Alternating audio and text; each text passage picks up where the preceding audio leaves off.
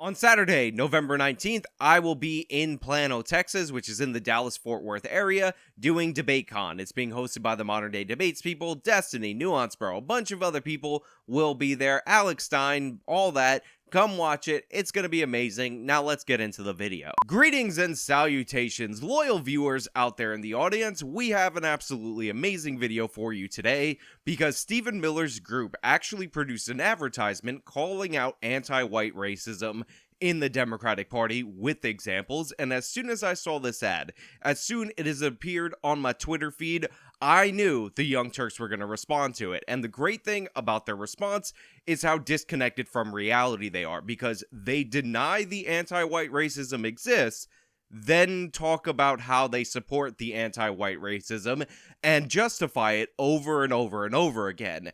And just to give you a little bit of a slice of how desperate the Young Turks are, how annoyed they are that their agenda, which is being reflected by the Democratic Party, is being called out, just look at any still image of Ana Kasparian's face from this video. If you are listening on Apple and Spotify, I am so sorry, but her face shows that she is not having it. She's very upset. How dare you call this out? Ana Kasparian and the Young Turks make a lot of money race grifting against white people, and they will not and shall not take this anymore. But before we get into this video, before we do a deep dive into this ad and into the Young Turks' pathetic response to this ad, we have a sponsor, so let me chuck it to the sponsor. Things are getting tough out there. Inflation's at 8.2%, and it only appears to be getting worse. What do you do in times like these? Well, it's always good to have somebody in your corner, which is why I recommend you go and visit noblegoldinvestments.com. They have American-based professionals that will be assigned to you individually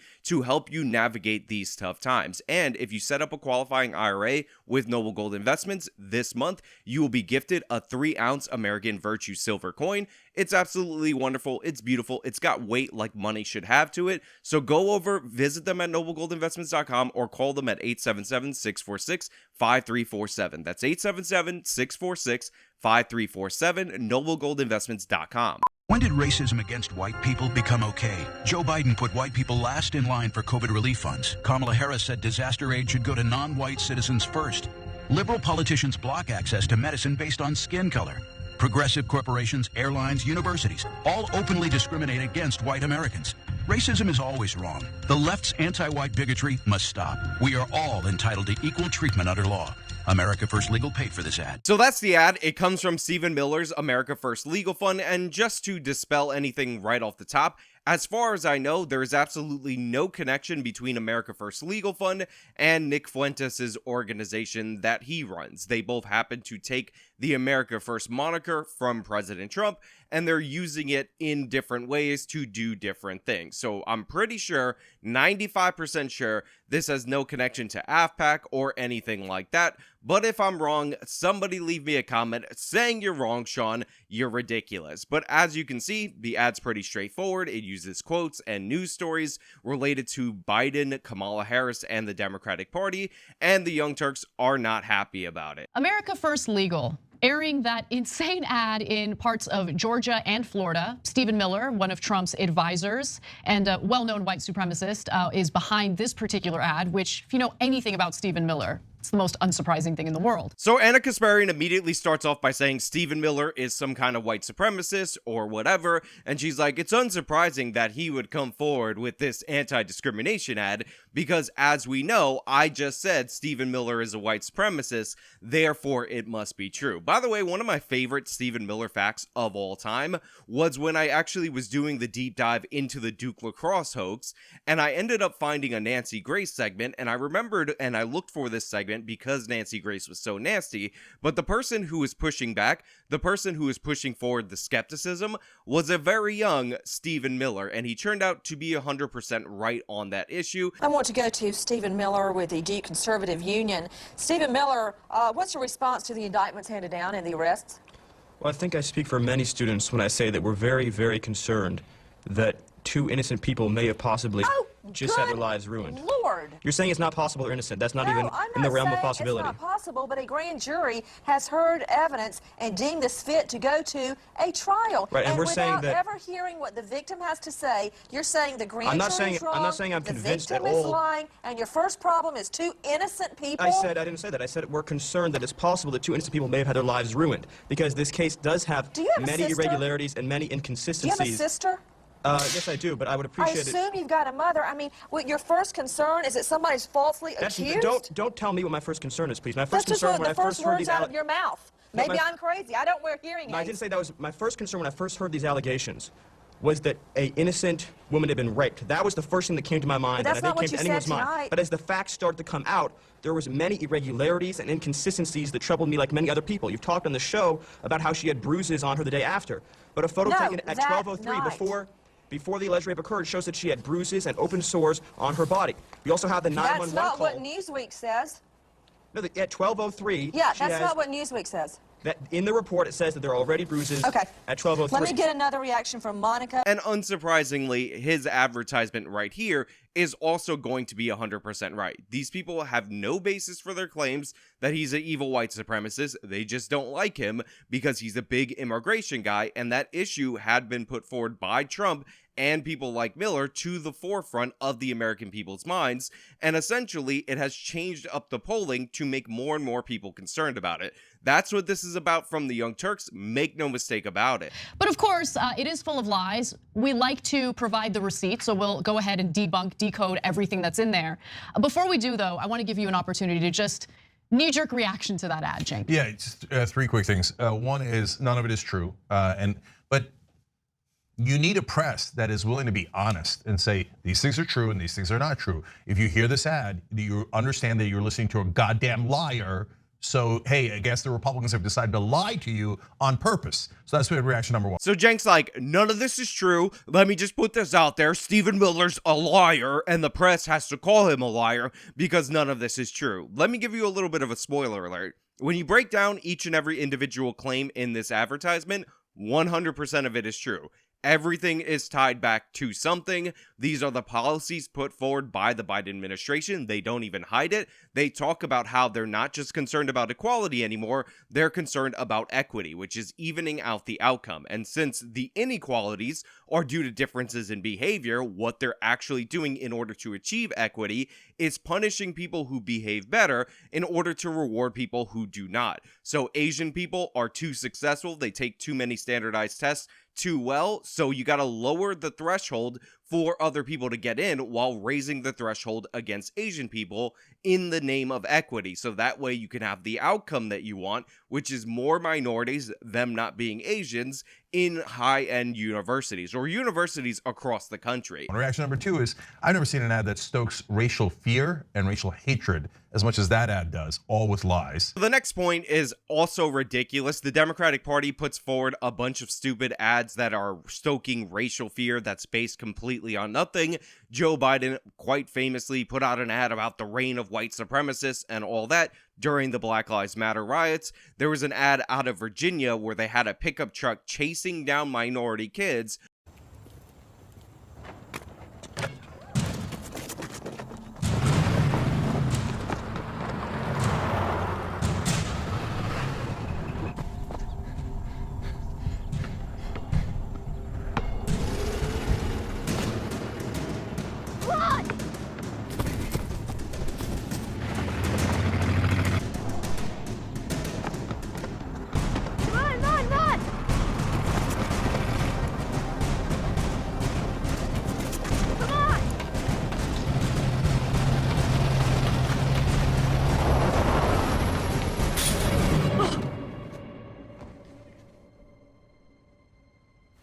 Is this what Donald Trump and Ed Gillespie mean by the American dream? Latino Victory Fund paid for and is responsible for the content of this advertisement. With the Trump bumper sticker and I think with the gubernatorial candidate. So this is something that the left does all the time. But let's get to Cenk's third stupid point. And then third thing I realize, like, all the ads now are relatively diverse, right? So whether it's an ad for Coke or Nike or most political ads, even the Republicans will put in actors who are black or Asian, et cetera, pretending that those groups support them. That ad was all white, 100% I mean, white. yeah. Obviously because of the topic, right? But the second thing that it's showing you is white people, the Republican Party is for you and you only.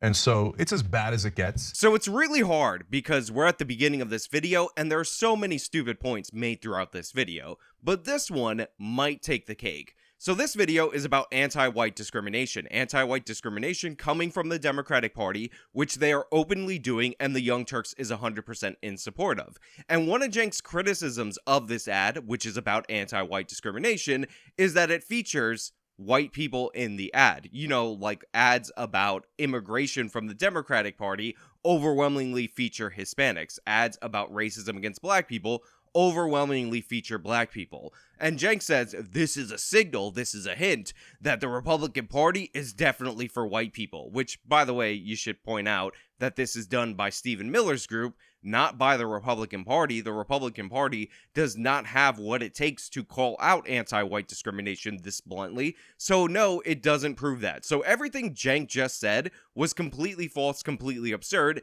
And his stupid point about how, oh, Coca-Cola ads have diversity in it, but this ad about anti-white discrimination features white people because we're talking about them being discriminated against. And that means something about the Republican Party, even though the Republican Party is not responsible for this ad. Something, I'm Cenk Uygur, welcome to the Young Turks. Also, minorities, Republicans aren't for you, so Asians stop voting more in favor of the Republican Party, 40% of the midterms. Hispanics stop doing the same, almost 40% in the midterms, because they're definitely not for you. Ignore the fact that we're the party of defund the police, letting the criminals run wild, which is causing you people to be victimized. We're definitely the party for you, 100%. And will it get the kind of coverage we're giving it here? You know, overall, will people realize, hey, if I see this ad, I understand that the Republicans are the racist, lying party? No, they won't get that at all. Tons and tons of people will believe this ad. I mean, they'll believe it because it's true. Every statement in here is in fact factual, which we will go over. Yeah, I mean, look, I remember anytime we covered a story involving police brutality or a story involving, let's say, a black family getting their home appraised for far less if the appraiser knew that they were black versus getting appraised for far more if the appraiser had no idea and thought the owners were white. Anytime we would cover those stories, right wing would get vicious about it and they would accuse us of race baiting. So first of all, Anna, you do in fact race bait. That's what your business model is. You pick up the man bites dog story of a black person being victimized by a white person, or in some instances, a black person getting into an argument with a white person. You slice it up, you put it out there, even though the overall context often debunks what you say, and you pretend like it's representative of all the issues. Secondly, you just brought up a race baiting story, the infamous black appraisal story, which has been thoroughly debunked time and time again. And I'm just going to go into that really quickly so you can understand the flaws in these measurements of the appraisal value. So the first thing that you need to know about every single one of these alleged appraisal racism stories is that all of them were staged deliberately to produce this outcome. They were all set up in advance in order to produce these results, and we also don't have a look in the back end of the results in order to determine whether or not discrimination is or isn't happening. Now, you could argue that some level of staging is necessary in order to detect some form of bias, but the thing is, when everything is staged in such a way, you need to determine whether or not, as a component of the staging, you're doing things that would make the property seem more or less valuable. So one of the things that a bunch of these experiments do is they completely change around the interior decorations of the home, the furniture and all that stuff. Since a lot of appraisal is subjective, the way the interior of the home definitely has an impact. And we're also not talking about that big of a difference in appraisal value when it comes to these properties. So if you have small marginal differences, like these overall studies show, of about 5%, that could be down to how the decor is changed around in order to make the home more or less valuable, give or take 5%. Now, every time one of these stories comes up, by the way, the American Guild of Appraisers has also offered repeatedly to conduct reviews of each and every appraisal involved in order to check for some kind of discrimination. And guess what? They all refuse. So what we have here for each and every one of these black and white appraisal stories that people like the Young Turks, who are in fact race baiters, run wild with, is staging in order to produce the outcome that they want. And since there's no real controls on these experiments, the staging could in fact impact the appraisal value, because different shifts in decor, different paint, and all that can make spaces look better or worse or bigger or smaller, and we should all understand that. And what we see time and time again is that the difference in appraisal value on average is around 5%, which is not that big of a difference when you think about it. Now, it's big to you if you're trying to sell your home. 5% more or 5% less is obviously important, but overall, if you have a bunch of appraisers come into a place and they're only off by 5%, that's not a big deal. But then you have a third party, which is a guild of appraisers, trying to review the work so they can give a determination on where the true value is, and none of these experimenters will take them up on that offer. So when you have a chance to objectively verify these results, nobody wants to do it. And the reason why is because these are set up to produce victim narratives. They're set up to produce disparities, so people like Anna Kasparian, who seek to race grift, can assume those disparities are due to racism. Now, you might be thinking to yourself, well, that doesn't really matter about the decor or whatever, because you can see when you're inside and do measurements to get an objective evaluation of the space and all of that, and that can help you determine what's going on. But if you look at some of these so-called experiments, what you'll find is a number of ridiculous flaws. First and foremost, one of the experiments that they did that only produced a net 5% difference in results only had the appraisers look out and measure the exterior of the property, but all of the stuff related to the interior of the property was presented by images given to the appraiser. So if you're an appraiser, everything is down to how these images are composited, what time of day they were taken, because light reflects differently on images depending on the time of day, and all these other subjective things, and this whole discrimination study only produced a 5% disparity. Accuse us of race baiting when we're just reporting the news. Like, this is what is happening in the country. This is what you should know about. No, Anna, you're not just reporting the news, you're curating the news. And there's certain stories that you do not present because you have a perspective that you're trying to push. And one of those pushes is, in fact, black victimization. This is why you didn't look into what you just talked about, because you saw the headline, assumed it was right because it fit in with your worldview, and you put it out there into the world. So no, Anna, you're not just reporting the news. You don't really have any journalists on staff. You're reading other people's news, and then you're selecting which stories you are and aren't going to present based on your biased worldview. No, but they project every time they speak, because race baiting is what they do. No, Anna, it's what you do. Remember, the Young Turks covered the Jasmine Barnes story because they thought it was a white person killing a black 7-year-old girl. And Cenk took it a step further by trying to imply that President Trump was somehow involved, that the white person was a Trump supporter. It's just absolutely heart-wrenching to look at that. And so this is terrorism. And we don't know why he did it. But it's not related to anything else. We don't know what's in the guy's head. He was wearing a red sweatshirt, not a red hat, okay? But he fires into this random cars and with kids in it, and he kills them. So was he politically motivated? Was he religiously motivated? Was he ethnically motivated? We have no idea. You know what we're all thinking. Why did he do it? No. And only one possible reason pops up, but it could be something else. But right now, the only thing that separates him and her is the race. And so, but maybe it's not that. Maybe it's something else. But whatever it is, it's what I referred to earlier. Of all people, Chelsea Manning taught me this phrase recently: stochastic terrorism.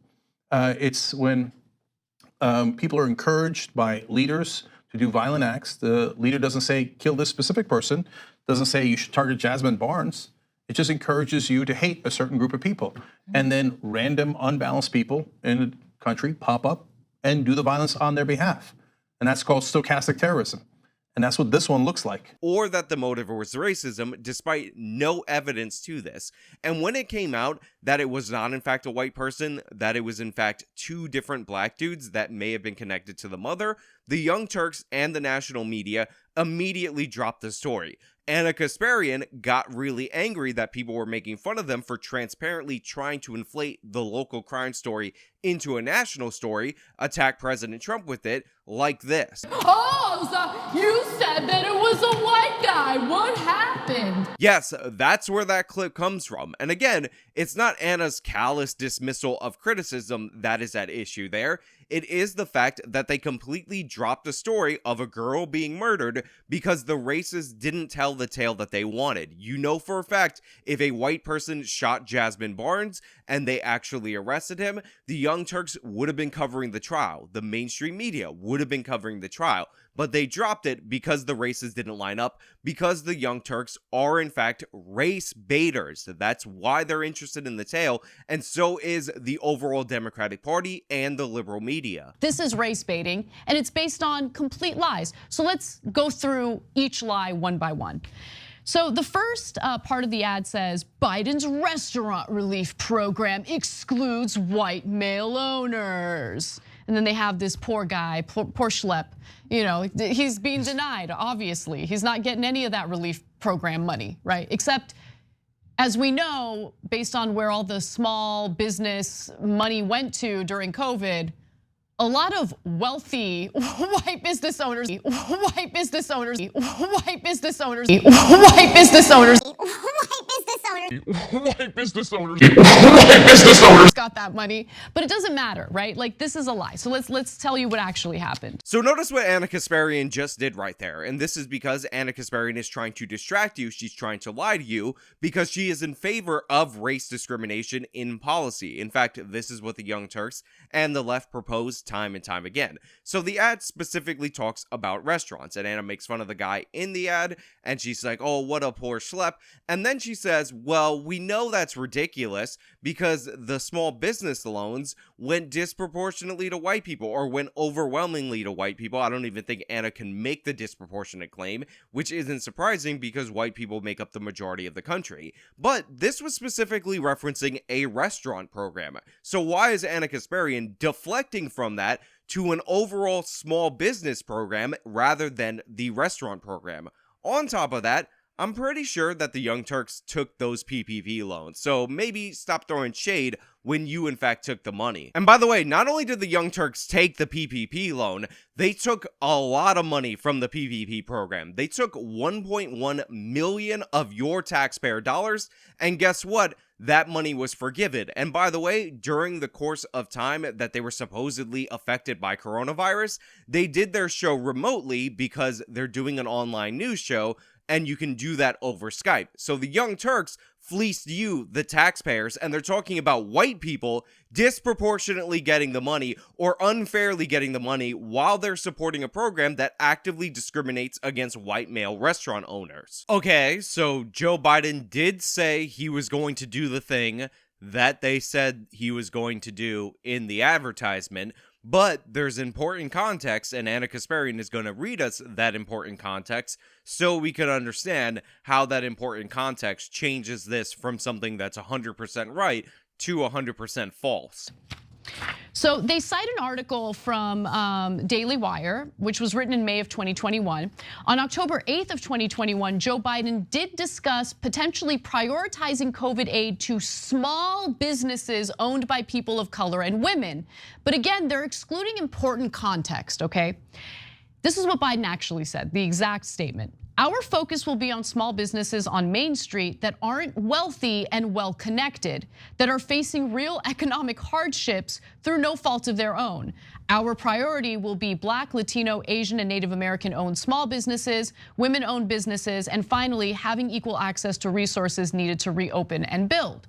So I think the full context is important. It wasn't Biden saying like, no, we're not gonna offer any aid to white business owners. No. We're not gonna offer any aid to white business owners. No! We're not gonna offer any aid to white business owners. No! We're not gonna offer any aid to white business owners. No! We're not gonna offer any aid to white business owners. White business owners. No! We're not gonna offer any aid to white business owners. Yeah, it was Joe Biden saying that we are going to prioritize as an administration businesses owned by everybody except for white males, which is what they were saying. And specifically in the ad, they were referring to restaurants, and you just read a quote of Joe Biden saying, "Oh, we're going to do that." And you're like, "No, it's totally not discrimination, even though they're using race and gender as a priority and specifically excluding white men." Yeah. Okay, so two things about that. Yeah. Remember, the ad said it excludes all white male owners. Right. Excludes them completely.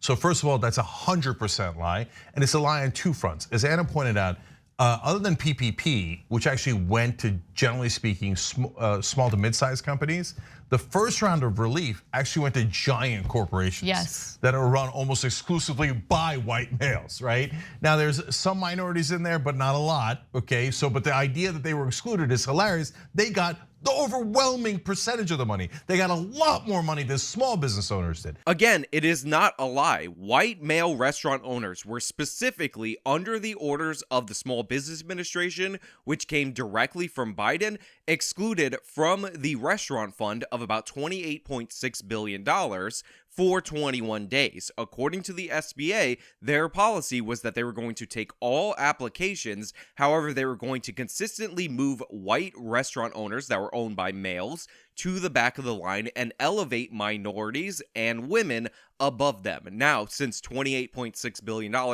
is a finite amount of funds, and you're giving all these other people priority over white people for those days, then yes, white people will be excluded from the program because the money can run out before they get to their turns. And by the way, this isn't something that I'm speculating on. This isn't something that I'm just making up. I am reading you nearly verbatim from a federal court ruling that struck down this aspect of the program. U.S. District Judge Reed O'Connor, an appointee from former President Bush, found that the plaintiff was experiencing race and sex discrimination because there was an actual lawsuit filed over this at the hand of government officials. Quote, "The evidence submitted by the plaintiffs indicates that the entire $28.6 billion in the restaurant revitalization plan may be depleted before the plaintiff's application can be considered for relief under the program." So yes, this is active discrimination against white people,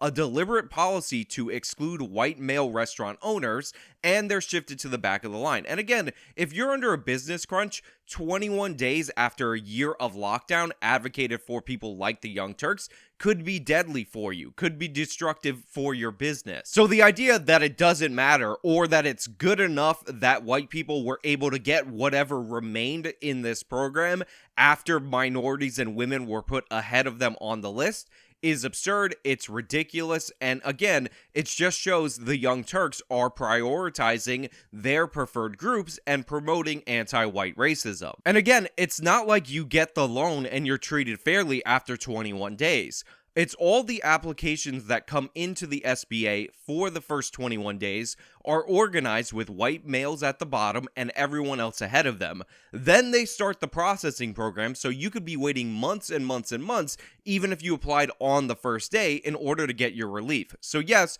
you are in fact being excluded. Yes, you are in fact being discriminated against. And there's a reason why this triggered a federal lawsuit from a restaurant owner out of Tennessee. And then when you go to the small business programs, PPP, et cetera, we've looked at those rules 1,000 times. Can white people apply? Of course. Can males apply? Of course. Did whites and males apply? Did they get PPP? Yes, 100%. So, but it doesn't have to be true. Did you hear that, guys? Cenk examined all this. I mean, he didn't find the 18-page federal court ruling that struck this down. Must have not been in his research, but he totally looked for anti-white discrimination, and wouldn't you know it, he couldn't find it. 18-page ruling, Cenk can't find that. It's only public record and was cited in the article from the ad that they're doing a response video to, but Cenk couldn't find it, wouldn't you know it? So once again, Cenk Uygur of the Young Turks is trying to conflate the PPP program, which was the payment protection program, with this specific restaurant program that is referenced in this ad. I specifically outlined the racial discrimination and gender-based discrimination components of that program. Cenk doesn't want to address that, so he's going to say white people got a lot of money with the payment protection program. Also, not disclosing to his audience that Cenk Uygur got $1.174 million from this program, and 100% of that, actually more than that because loans incur interest over time, was forgiven. So Cenk stole money from you, the taxpayers, because he had a business that he could operate remotely, and he saw a system that he could take advantage of while he's criticizing other people. And even worse than that, Cenk Uygur and the Young Turks promoted the lockdowns, said it was no big deal, even though they worked for a company where their entire payroll was being covered by the federal government while they were still fully operational. It just has to be like, hey, Biden said half a sentence that could be misinterpreted. Good enough, let's go. Yeah, then that's exactly what they did. And look, the reason why Biden wanted to prioritize the specific small businesses that he was referring to there is for good reason.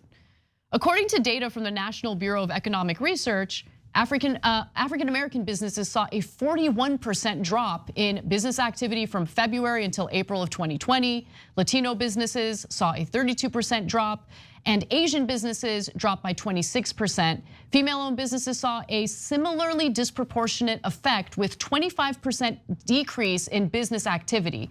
That is in contrast to a 17% decrease white business owners have faced. But even so, Biden was just saying that rhetorically. This is what we say about the Democrats all the time. They never mean anything anyway.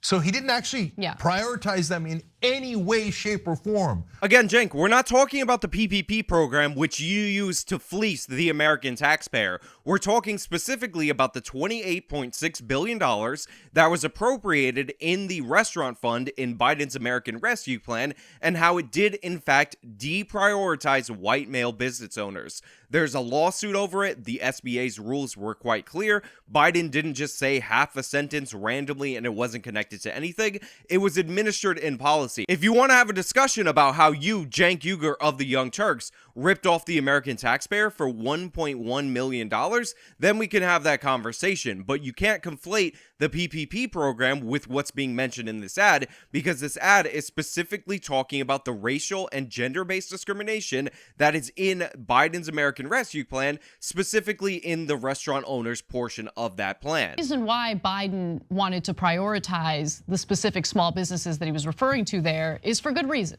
Wait, what businesses are being prioritized, Anna? Because you just said that this wasn't happening, but now you're saying there's a good reason why it's happening. So you went from denying that this existed, even though it's outlined in the law, I just showed it to you, to going and saying, oh, well, you know, this is why it's a good thing, this is why I'm in favor of it. So the discrimination against white people, totally not happening, but I'm in favor of the discrimination against white people. So it's one of those things where if you're against it, it doesn't exist, but if you're for it, then it's A+ first class all the way, and it definitely exists, and it's really a good program that you should definitely support. According to data from the National Bureau of Economic Research, African American businesses saw a 41% drop in business activity from February until April of 2020. Latino businesses saw a 32% drop, and Asian businesses dropped by 26%. Female-owned businesses saw a similarly disproportionate effect with 25% decrease in business activity. That is in contrast to a 17% decrease white business owners have faced. So Anna gives you the numbers that white male businesses, I guess they're run better, didn't get as affected by the shutdowns and all that stuff. This is possibly due to the fact that red states disproportionately did not shut down, while blue states that often contain blue cities shut down much, much more. But that wouldn't necessarily explain the female business owner thing unless the female business owners are disproportionately not white.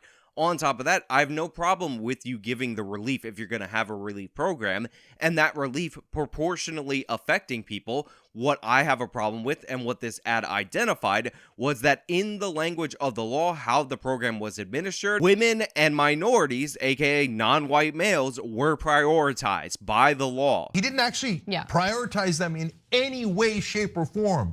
I'm positive the PPP forms and every other aspect didn't even mention race. It wasn't like you could check, oh, I'm white male. Okay, you go to the bottom of the list. It has nothing to do with it. This whole thing is invented, including Biden's rhetoric about how he's going to help blacks and women first. They never did that. They never did that. So Cenk knows the PPP form really well because he used that to steal $1.17 million from the American taxpayer. But again, we're not talking about the PPP program. The ad isn't talking about it. It specifically mentioned restaurant owners. And I've gone over this over and over again, that the SBA would take applications, and of all the applications for the first 21 days, they would de-rank the white business owners that applied and only process them after they processed women and minority-owned businesses. So the exact same thing that Cenk is saying didn't happen, the non-lack of prioritization, 100% did happen, which likely means that Cenk knows this, but he's lying. Now let's get to the second one, because actually before we get to the second lie, I need to give you some recent history, okay? So there was a devastating hurricane that took place in Florida, Hurricane Ian, if you can recall. I was on vacation when that happened, but I was following it very closely. The reason why I was following it closely is because it hit a place called Fort Myers, where me and my family visit regularly. Anna, I don't care.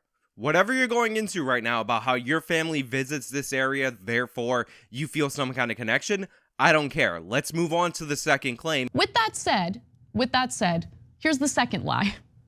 They allege that Kamala Harris wanted disaster aid to go to non-white citizens first following Hurricane Ian. Not true at all. At all, not true at all. The assertion is also missing context. In reality, during a conversation on September 30th of this year, Harris was asked about climate justice generally and mentioned distributing resources equitably to help vulnerable populations, okay? So here's her exact comment. It is our lowest income communities and our communities of color that are most impacted by these extreme conditions and impacted by issues not of their own making. And so we have to address this in a way that is about giving resources based on equity, understanding that we need to fight for equality, but also equity.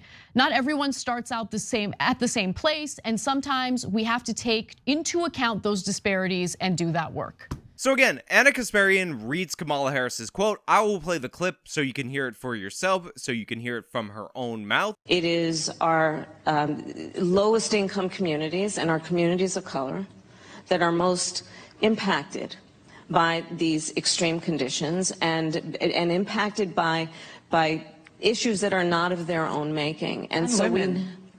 Absolutely. And so we have to address this in a way that is about giving resources based on equity, understanding that we fight for equality, but we also need to fight for equity. And despite the fact that Anna Kasparian just read the quote, showing Kamala Harris wants to prioritize non-whites in disaster relief in the name of equity, they say it's completely untrue, even though I just showed you why it's 100% true. Remember, the ad claims Kamala Harris wants to do this. Kamala Harris said disaster aid should go to non-white citizens first. And Anna Kasparian reads Kamala Harris's quote saying that she wants to do this, but then she also asserts that it's not true. I don't, so what did they want her to say? I believe that the federal money should further bolster the finances of the wealthiest people in the country. That's where I think the aid should go to first. I mean, I wouldn't be surprised if Stephen Miller genuinely thought that.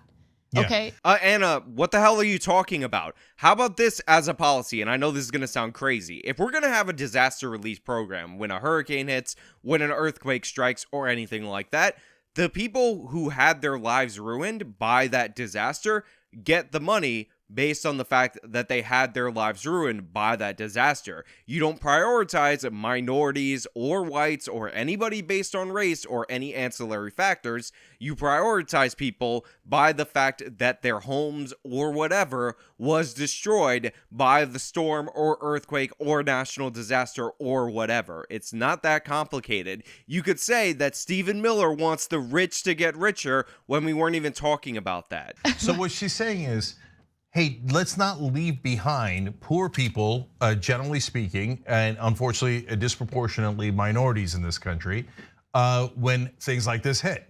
So she's not saying, you know what, finally poor people are ahead of white people. Wouldn't that be amazing in America? Was that Cenk's poor kids are just as smart as white kids moment? So she's not saying, you know what, finally poor people are ahead of white people. Wouldn't that be amazing in America? Also, notice how Cenk says, wouldn't that be amazing if poor people were ahead of white people? So she's not saying, you know what, finally, poor people are ahead of white people. Wouldn't that be amazing in America? But if you're poor, it doesn't matter if you're white or black. You know that's never gonna happen, right? Yeah. So when she asks for a little bit of equity and equality for everyone concerned, they're like, how dare you? By the Rich way- white people should be first. Again, nobody's saying anything about rich white people being first, Cenk. What people are pointing out is that Kamala Harris thinks that disaster relief should follow an equity agenda. Equity is equal outcome. This is what they're trying to do. And when they say that minorities start off at a different place, what they're saying is that we have to even them out with where white people would be and not base this on the damage that was actually done to their lives and restore them to the point where they were. When she made that statement, she wasn't even referring to Hurricane Ian either. She was just talking about the climate emergency generally. So I just want to point out that Anna Kasparian is all excited right there and saying, oh, she wasn't even referring to Hurricane Ian, when that wasn't what was claimed in the ad. Kamala Harris said disaster aid should go to non-white citizens first. So Anna, you're debunking something that was not claimed, and you're acting like it's a big victory when it's a completely ancillary detail that wasn't even claimed by the advertisement. She wasn't even referring to Hurricane Ian either. She was just talking about the climate emergency generally, which does disproportionately impact the lives of low-income communities. We know that. Does it really disproportionately impact the lives of low-income communities? I don't think so. I think rich people tend to live right on the coast. They tend to get the federal flood insurance. They tend to deal with the damages of superstorms and all of that. Also, I thought this was an end of the world kind of situation. Who would have thought that storms and the end of the world, the global warming apocalypse, would actually be racist as well? I guess Kamala Harris and the Young Turks. Yeah, and oftentimes they're the first to get wiped out. If you remember the Hurricane Katrina, of course, in New Orleans. Exactly. It wiped out the poorest areas first that were disproportionately African American. Cenk, what the hell are you talking about? Hurricane Katrina hit the city of New Orleans. The wall crumbled, the waters came in. The city of New Orleans is between the Mississippi River and the Gulf of Mexico, and just because it's a majority black city doesn't mean that the storm was targeting black people or poor people. It flooded the entire city. Remember the Hurricane Katrina, of course, in New Orleans. Exactly. It wiped out the poorest areas first that were disproportionately African American. The reason why they got flooded, the reason why they had to deal with that disaster is because they live in the city of New Orleans. I got news for you. If you're poor in Detroit, you didn't get hit by Hurricane Katrina because Hurricane Katrina was not a racist hurricane. Hurricane Katrina was a storm that was going through the Gulf of Mexico and hit the city of New Orleans where black people happen to live. If white people lived in the city of New Orleans in the same proportions that black people lived, spoiler alert, they would have gotten hit by Hurricane Katrina because guess what? Hurricane Katrina hit the city of New Orleans. It broke the wall in the city of New Orleans. It flooded the city of New Orleans. It's like a bowl of a city. It wiped out the poorest areas first that were disproportionately African American. Were they disproportionately African American in the city of New Orleans? It's a majority black city, maybe disproportionate to America's population as a whole, but New Orleans is not representative of America's population as a whole. And she's saying, don't leave those people behind. Let's go for equity and equality. They're like, how dare you say equality? That means you hate white people. Cenk, she said equity. What people are taking issue with is equity. You're trying to conflate it with equality because all you have is word games as you're defending the anti-white discrimination being put forward by the Democratic Party. White people should get something first. Now, they didn't say it like that in the ad. Instead, they lied in the ad. No, they didn't lie in the ad, Cenk. It was 100% true. Kamala Harris said it. Anna read the quote. You just don't want to talk about it. That's exactly right. All right, let's do one more real quick. So the ad also has this portion that reads, whites may not be eligible for antibodies and antivirals while non-whites are. And they cite the Wall Street Journal on January 7th of 2022. Let's all recall when Ron DeSantis ensured that the rollout of the vaccines in his state went to his wealthy donors first before anyone else. Anna Kasparian brings up the ad where it says whites may not be eligible for certain forms of treatment for COVID-19, in certain parts of the country, and it's due to liberal politicians. And she immediately pivots to, let's remember that Ron DeSantis gave the vaccine rollout to his wealthy donors first, as if that non-point, that completely unrelated garbage, is going to deflect from the fact that in the state of New York, they actively pursued a policy of discrimination in that they prioritize minorities in terms of medical treatment. But since Anna Kasparian brought it up, let's talk about it. Ron DeSantis, with his vaccine rollout, actually had CVS and Walgreens, which, by the way, was being used by everybody across the country, to go to the nursing homes and vaccinate the elderly people in the nursing homes. He also distributed the vaccine from Publix locations, among other locations, in the state of Florida. Now, a lot of people try to make hay of this because Publix is really big in Florida and they donate to Florida politicians. And they made the argument that Ron DeSantis gave Publix access to the vaccine because they wanted to help out their campaign donor, that is Publix. But the thing is, this has been completely and utterly debunked. You see, after 60 Minutes put out this hit piece against Ron DeSantis where they made the claim that Ron DeSantis got a $100,000 donation from Publix, then gave them first access to the vaccine, which included this edited clip, by the way, where they edited out his answer to make it seem like he had no defense for this. Two Democratic officials that were actually in charge of the decision stepped forward to defend DeSantis in a rare show of nonpartisanship. And what we're talking about is the head of Florida's Department of Emergency Management, who is in fact a Democrat, and the Palm Beach mayor, also a Democrat. Now, in response to 60 Minutes, Jared Moskowitz wrote, "I said it before and I'll say it again. Publix was recommended by the Florida Division of Emergency Management and the Florida Department of Health. Period. Full stop. No one from the governor's office suggested Publix," Moskowitz added. "It's just absolute malarkey." The Palm Beach County Mayor Dave Kerner also offered a similar sentiment in a Monday statement. So yeah, this is a lie. It has been debunked over and over again. Nobody in DeSantis' office made any suggestion for Publix. This was something that the Florida Director of Emergency Management and their public health office, the Director of Emergency Management, by the way, is run by a Democrat, made in consultation with local government officials who were also Democrats. And this is because what Ron DeSantis did in terms of his response to the pandemic was talk to his local officials, give them what he thought were their best options, but ask their opinion because he figured they were better connected to the communities that they served. So the instance of Ron DeSantis giving the vaccine rollout to Publix, who happened to be a campaign donor, wasn't even a decision made by Ron DeSantis, so Anna Kasparian's idiotic, moronic distraction from what we're talking about isn't even true, but she gets to say Ron DeSantis bad and deflect from what we're talking about because Anna Kasparian is going to advocate for discrimination in medicine based on race. Let's all recall when Ron DeSantis ensured that the rollout of the vaccines in his state went to his wealthy donors first before anyone else. Obviously, that wasn't mentioned in the ad. Obviously, that wasn't mentioned in the ad because the ad isn't about that, Anna, because that would be untrue as I just laid out for you. It's been completely debunked. You're just going with it because you're an utter buffoon. Oh yeah, that's why it wasn't mentioned in the ad. Maybe stay on topic. But what was mentioned in the ad was in fact a lie. The group has taken some legal action on this claim. Earlier this year, America First Legal filed a lawsuit in the state of New York against a Department of Health guideline for COVID-19 treatment that stated non-white race or Hispanic Latino ethnicity should be considered a risk factor as long-standing systemic health and social inequities or inequities have contributed to an increased risk of severe illness and death from COVID-19. It's just demonstrably true.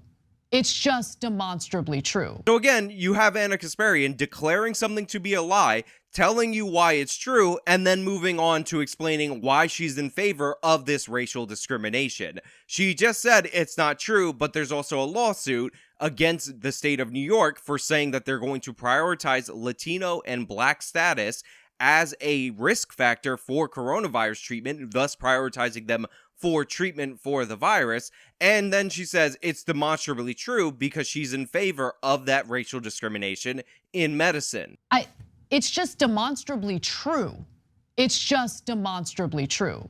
But Stephen Miller took that and twisted it in a way that would stoke more hatred, more tensions, more of this divisive racial stuff in the country on purpose, because that's what they do. Divide and conquer, divide and conquer. That's it. No, Anna, Stephen Miller did an ad about anti-white racism in the law. He pointed to different laws and regulations and statements where the anti-white racism was being instituted into policy. And the idea that blacks and Hispanics are higher risk factors, therefore we should prioritize blacks and Hispanics as ethnic groups, is absurd. The reason they're higher risk factors is because they disproportionately are diabetic and they're disproportionately morbidly obese. So if you were to actually want to craft a policy that determined who should and shouldn't get treatment based on risk factor, then what you would do is prioritize the conditions that correlate to negative outcomes when it relates to COVID.